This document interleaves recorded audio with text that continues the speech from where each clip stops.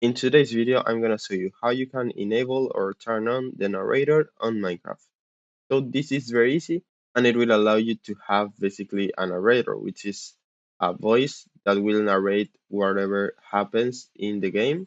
So to enable this, what you can do is open the menu, then go to Options, Accessibility Settings, and then you will see the option to enable the narrator right here. It's the first option, and you can choose between the different types of narrator you can choose.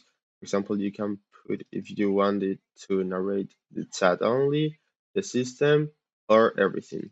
In my case, I don't need it, so I will disable it. And then you also have the option to activate it with a hotkey. You can enable or disable this. If you have it enabled, which by default you will have it enabled, you can press Ctrl V, and that way you can enable the narrator or switch between the different types. So that's it. I hope it was helpful and thanks for watching.